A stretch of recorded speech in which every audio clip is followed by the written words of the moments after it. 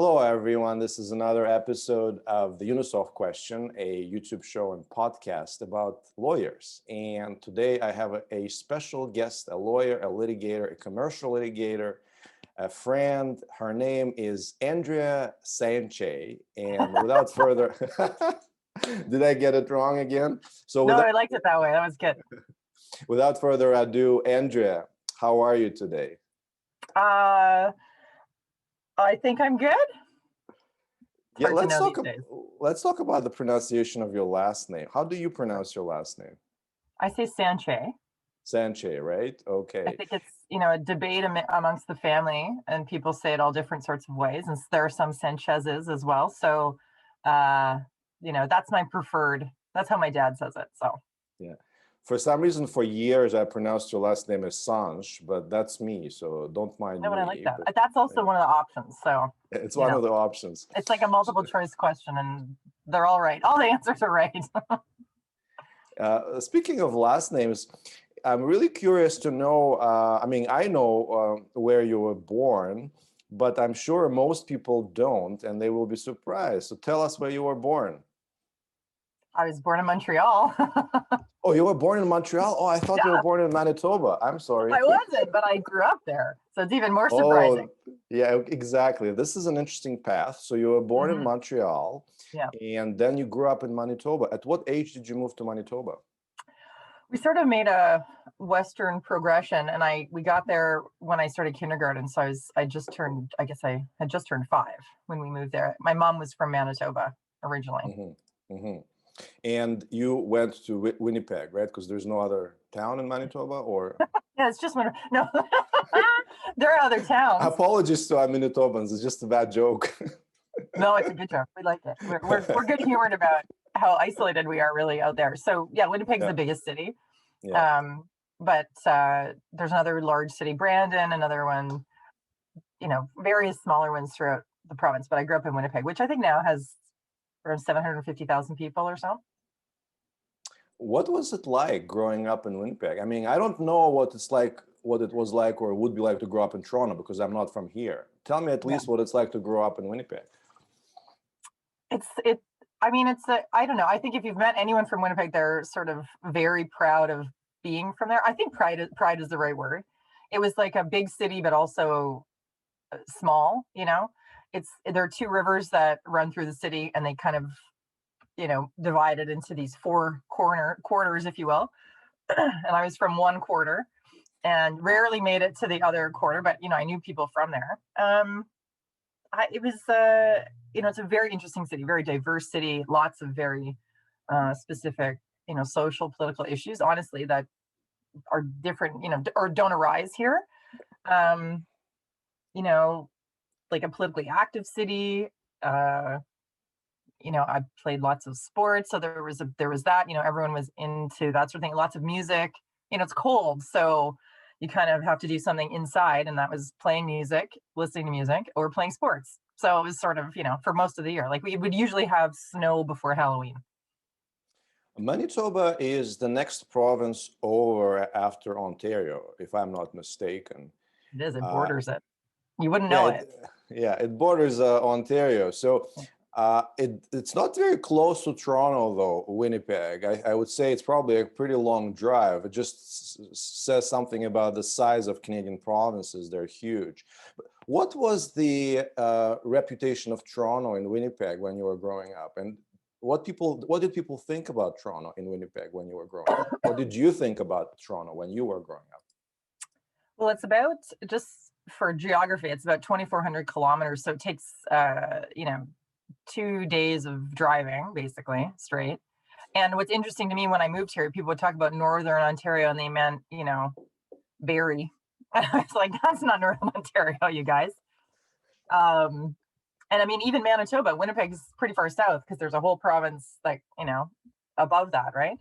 My dad is from Ontario, so I lived here briefly when I was little as well. So I had a good sense of Toronto, and we would come every other year. We would come east to visit family and other things, and we'd travel around. So I had a pretty good sense of Toronto myself. In Winnipeg, I mean, it was very, I don't know. I'm curious to hear what other Winnipeggers have to say, but it, unless you kind of knew people from other places, like it all seems so far away in a way, you know.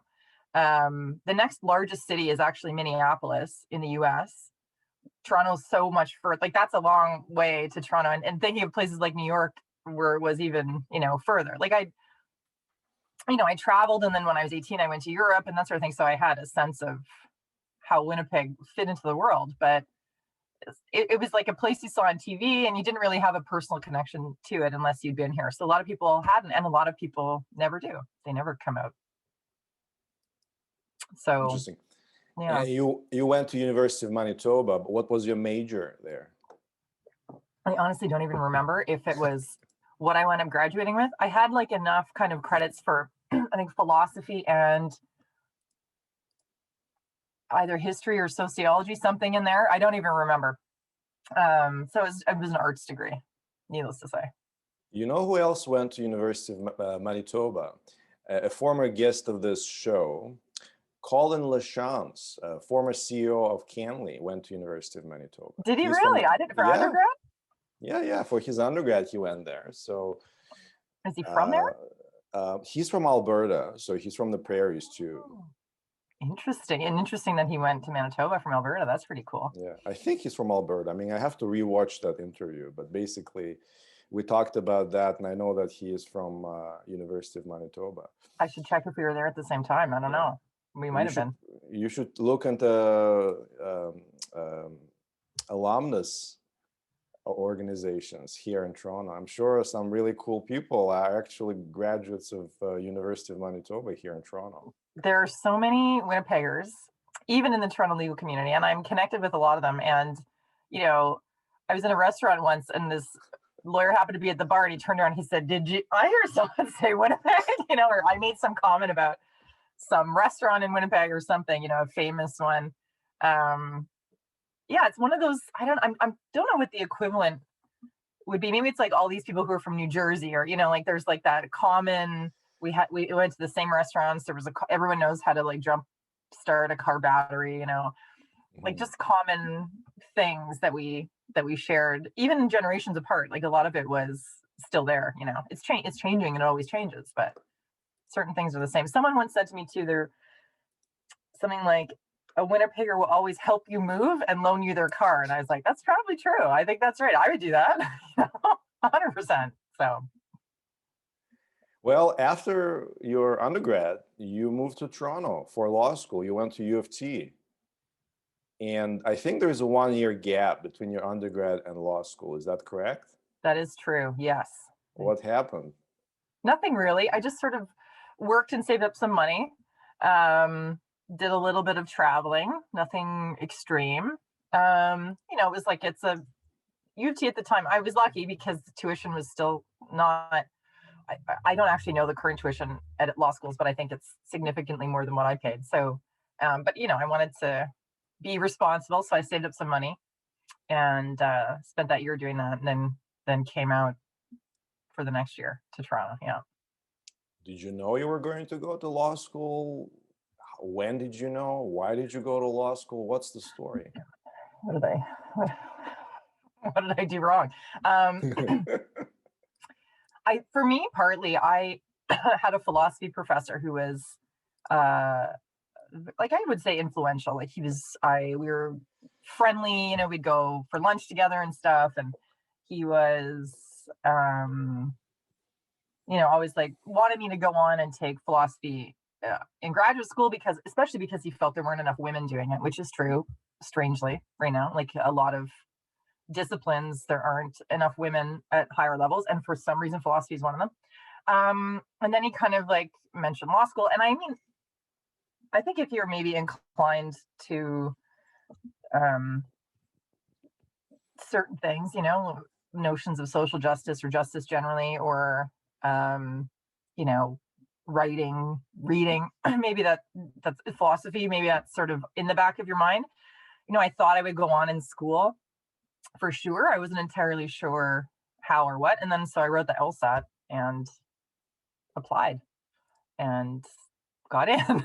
So it sort of happened that way. You know, it seemed like the right thing, and it aligned with a lot of things that I cared about and had been, interested in for a long time. So, was it where I thought I would be maybe when I was small? No, but um, that's sort of how things kind of unfolded. Well, Not very interesting. it's obvious you didn't consider your decision to go to law school a mistake, because 4 years after graduating from law school, you did an LLM. So I you did. went back to law school, but this time at McGill. So did what was it about law school that kept pulling you back? Why did you do the LLM 4 years later? Yeah, it's strange, isn't it? Yeah, I don't know what it was. It almost felt like unfinished business, maybe, or something like, um, or I had a early life crisis. I was turning 30, maybe. I just really felt like it was something I wanted to do. That maybe there was, you know, I hadn't fully explored that, and then it dawned on me, because uh, was originally I was born in Montreal. I was like, oh, I could see, maybe McGill would be an option. So I did that. It was I don't know how decisions work in people's minds, but it was something that was always kind of in the back of my mind to do. And I just thought, I wasn't married, I don't have kids. Now's kind of the time to do it. So I mean, it's you can also do it. I mean, I think we've all been trying to do everything from home, so I don't know how people continue in education while working and having any kind of life outside of it. So kudos to anyone who's done that. But I had that luxury, so I thought I would do it. It coincided with the recession, so there you go. Maybe it was bad timing or good timing. I don't know. Mhm. And you took a break from law practice while you did your LLM, if I'm not mistaken, right? I did, yeah. I mean, it was sort of I managed to get it done in a short period of time as a result. I Mhm. didn't do it part time. I did full time. You practiced at Teplitsky Cohen before LLM. You I know did. who else practiced at Teplitsky Cohen? I do. Maureen Another, Welton. exactly, another guest of the show, fantastic woman, fantastic Absolutely. lawyer. Yeah, Yeah. absolutely. So she's also, she also originated from that firm, and her partner, Colin Stevenson. So, and they formed this firm, Stevenson Welton LLP, and she told the story in the interview on this show. So really cool how this world is so small, right? Especially the legal community. Oh, it's really shocking. It's a humongous city, but then when you come down to the connections between people and how people, you don't realize it when you first, I think, start in law school. It seems like law firms are these institutions and they've always been there and will always be there. But then when you start to realize how people move around, how they're interconnected, how so much of what we do and how we know each other is kind of through word of mouth, if you will, like mouth. I feel like I didn't say that right. Meeting people, making connections, putting people together when they need each other. It's surprising, really, when it comes down to it. It's like a handful of people that you wind up seeing all the time and engaging with, but it's nice in that way. And I think the hard thing about COVID is that we don't have that community in the same way we did before. We're like, seeing people at court and stuff like that, which was always nice. Right. So we're all TC grads as well. Hmm. Well, after LLM, you landed at Ricketts Harris, and you are a partner with Ricketts Harris now. So you passed this complete path from associate to partner at the firm, and you've been with this firm for more than 10 years now. Tell us about your practice. I mean, I can also read from your firm page, and I will, because there are some interesting tidbits there, but I want you to tell the story first. My practice is uh, commercial litigation with a uh, fairly substantial component of employment law. Those have seemed to kind of evolve together over the years for me. So it ranges, as I'm sure you know, in a general commercial practice, from partnership disputes, shareholders disputes, oppression, fraud claims, the whole gamut, and I think with civil litigation, especially, you know the rules and you really use them in all sorts of different areas. So I don't have a specialization per se, but um, and a lot of investor liability as well, which is a big component too. I'm really curious about investor liability matters, and I think now that people get access to these commission-free trading apps, right? we have this influx of regular people into stock markets. Recently, there was a big story with a game stock, which really went through the roof because of a Reddit thread. Basically, we now have this idea, this notion of meme stocks that are hyped up as memes on the internet. I'm really curious about investor liability matters. Describe a typical investor liability matter that comes across your desk. Well, it'll be plaintiff or defendant, but the same issues obviously on both sides. So there'll be a financial loss of some kind that the argument is connected to some sort of negligence or breach of obligations on the part of the advisor, let's say. So, and these are cases that are tort essentially, or breach of contract, right? So they're not regulatory. It's litigation for damages, really. So someone might come and let's say on a plaintiff's side, and you look at the file and you see maybe there were improper trades, or there appears to be certain things in the account, like let's say, like churning. So it was selling and buying to make fees, which is maybe not appropriate. And it depends on if it's a discretionary account or not. A lot of these cases are discretionary account cases. So the advisor has discretion to make trades and may not be doing so in keeping with the risk tolerance or so on of the plaintiff. And that's certainly the plaintiff argument. That's when those cases come in. And I mean, they can be, they're very interesting. And there's, it was really interesting with them, I think, especially is that you learn a lot about the plaintiff in either side, who they are and about their expectations. There obviously a lot of these claims have fraudulent misrep or negligent misrep elements to them as well. So they get into a lot of stuff. It'll be interesting to see. And I'm not even sure. I mean, there have been class actions started in the US because I know, for instance, I think it's Robinhood is one of the free trading accounts that shut down trading on the GameStop stock. And then there was immediately a class action started to say that the losses resulted, But it's such an interesting concept too, because, the burden or the barrier to getting into the market used to be, well, you need a manager and they're not going to take your account unless you have so much money. But now people can trade you can buy one stock, really, depending. And is that not the democratization of the stock market or not? You don't have to be part of a mutual fund, or you don't have to pool your money with everybody else. And then, you can kind of make these decisions. It's a really interesting, I think, social question that a lot of this activity is generating. And there were a couple others I know that the Reddit folks were targeting, like AMC and a couple of others. So, and there have been lots of interesting articles written on those things too. Is it really the kind of activist, thing that Reddit members or people who got on board really think it is? Are you really causing hedge funds harm? And who's in the hedge fund? Often it's pension funds and things like that too. So who's really getting hurt at the end of the day? It'll be interesting. And I'm sure, at least in the US, especially where there's many, many millions of people, there will be litigation unfolding for sure. This is very interesting.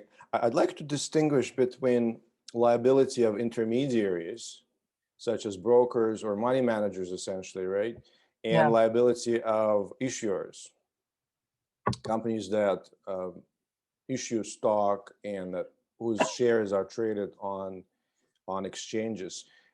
In your practice, is there such a distinction, or do you focus mostly on the liability of intermediaries, such as professional liability in this case? Because that's what I think what you are referring to.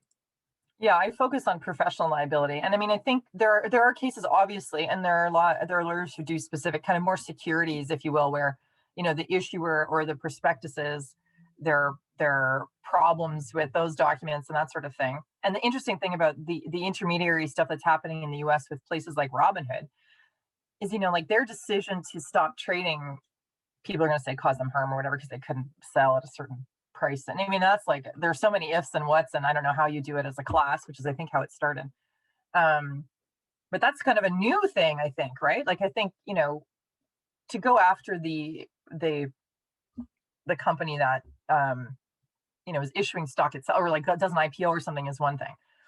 maybe you bought stock on a false premise or something like that. But with these ones, it's a company in between that allows you to facilitate something like this, that somehow they have liability to you for corporate decision, I think, really, that they made maybe to stop trading. So, I mean, I've certainly never been part of one of those. And that's an interesting, maybe a newish development, if you will, because a lot of these sites are fairly new as far as I know. Are those cases mostly defended by counsel appointed by insurance companies? It really depends. Sometimes yes, and sometimes no. I mean, I think it depends on the allegations and the policy, right? So, yeah. Very interesting. Well, I'm also looking at your firm profile here, and you appear to be quite active in the profession. So you're a member of the Advocacy Society 10 Plus committee, and in the legal profession, 10 plus is like 50 plus in regular people's lives. So there are magazines for those who are 50 plus. In regular people society, but in the legal profession, there is this threshold of 10 years. So those who practice less than 10 years are considered to be junior lawyers. And those who practice more than 10 years are considered to be lawyers. And then I don't know. That's interesting. I don't know when you become a senior lawyer. That's a mystery to me. It's still very far on the horizon for myself. What does this committee do? 10 Plus committee. It's very active, and we have a lot of initiatives. I mean, I think the major goal, if you will, is something that you're sort of highlighting, which is that it is such a lifelong career. You know, people practice well into their 70s, that it becomes sort of this middle area becomes this sort of time in your life where you don't really know where you fit in, and trying to find other people who are in a similar situation, you know, facing similar challenges. Often it's challenges of, you know, parenting or even having older parents while also litigating. It's the idea of building a practice, maybe becoming a partner, or you're, you know, on the way there, almost there, or you're on your own, and, you know, you're trying to build and make connections. So I think it's trying to address this, to your point, you know, 10 years in some careers is a long time. And in law, it's like a second, you know, and you're just sort of you're figuring out where you stand still at that point. So, you know, we talk a lot about those sorts of issues. We've got various things on the Go podcasts, a lot of CPD's networking events, and it's also had to, you know, kind of evolve during COVID. I'm not going to use the word that everyone uses that I don't like. It starts with a P and ends in "ivit." So, but it's been great, and it is really nice, and it's national too. So, you know, trying to reach out and address issues with people who are like-minded and in the same sort of space in their life and in their career. Well, you passed this threshold of 10 years in practice quite a while ago, quite a few years ago, and you are a member of the Advocacy Society 10 Plus committee. You are quite familiar with the issues that the 10 plus or 10-year lawyers face. What would be your advice to lawyers, let's say in private practice, who are approaching or who has just passed this threshold of 10 years in practice? Oh, man. General advice? Yes. 10 years in practice. I mean, it's such a tough one. I think it's, I don't know if specifically 10, I mean, you're in this range, so, or getting, you know, you're just on the precipice. So maybe you tell me, you know, it's a feeling, I think for me at least, and I feel like I'm still in that zone. You know, it's a time of trying to figure out, you know, you sort of started to figure stuff out. You get expertise, maybe you've got experience, maybe not even expertise, more like experience. And where do you want to go, and what do you want to do? And for me, a big thing and a big, you know, what's what I'm looking for? Comfort during COVID, especially when I've literally been in this room with my plant that's dying and that plant that's dying and whatever else, and the cat that's probably behind me. has been to connect with other lawyers, and it's not necessarily for business development reasons. I mean, there are lots of ways you can do business development, but it's really been for that collegiality. We share a lot of the same frustrations, you know.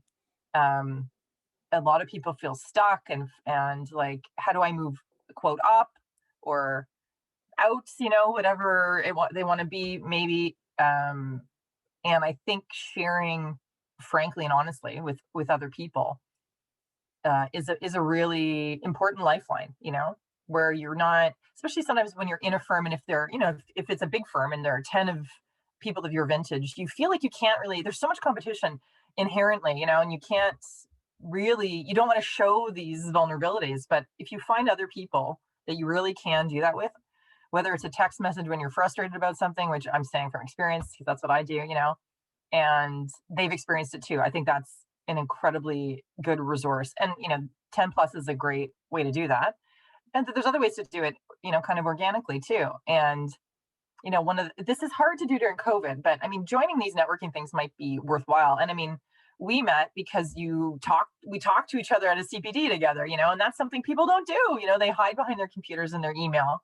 And it's very easy to kind of keep your head down and do your work. But so much of this profession and life generally is, keeping your head up and not looking necessarily to the sides, looking forward, and, finding people who help motivate you to do that, supporters, champions, those sorts of things.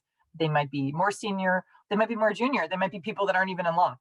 But at least if within the community, you find at a networking event, if there's someone who you think is like funny or said something, reach out to them, like try to connect in that way, especially because if it, can be very isolating, and you do focus so much on, like, especially with law, getting the work done, and making sure, like maybe you've met a hurdle, like becoming a partner, and then you sort of say, well, then what, and it's not even that you're every day you gotta, you're working and building and looking, for new work, new people to meet, that sort of thing. So I think finding a connection, finding like-minded people is a really strong resource. And maybe people outside of your normal community, not maybe not people you went to school with, maybe not people you've worked with, but find people in a kind of broader search, if you will. That's my tip. I'm not sure if that helps anybody, but that's something I think about a lot. And I try to keep up. It's hard. I mean, there's a lot of pressure on all of us to maintain relationships, and it's hard doing it remotely, but we at least all know that we're all feeling that same pressure. I think that's pretty common. Yes, and I can confirm that you definitely practice what you preach. Your story about the origins of how we met is absolutely correct. You are an incredibly generous, warm, and open person. I was just starting out as a lawyer. I went to a CPD, and you were one of the presenters, and I simply started talking to you. And you know what? You were so incredibly generous and kind. You shared information, you answered my question, but not only that, you were also willing to continue talking. You were also willing to meet for coffee, have calls. Remember coffee? Exactly, remember coffee. And it was at the time when I didn't really have any mentors. I was all by myself. So it really helped a lot. It really helped a lot. So you're one of those rare, special people in this profession, I think. I mean, I don't know how rare, but I would say that you are pretty special. And I definitely support your advice, because I was on the receiving end of this. So thank you so much. Oh, well, that's so kind of you. And it's one of those things too, where it really doesn't quote take a lot, but it means so much to other people, and I've benefited from it as well. And I think it's just like sharing information and advice is partly why we do this for a living, and doing it for each other is really important. And that's so kind of you to say that. I appreciate it. It was a great pleasure to catch up with you, Andrea, and I want to thank you on behalf of our viewers and listeners as well. Thank you so much. My pleasure. Thanks.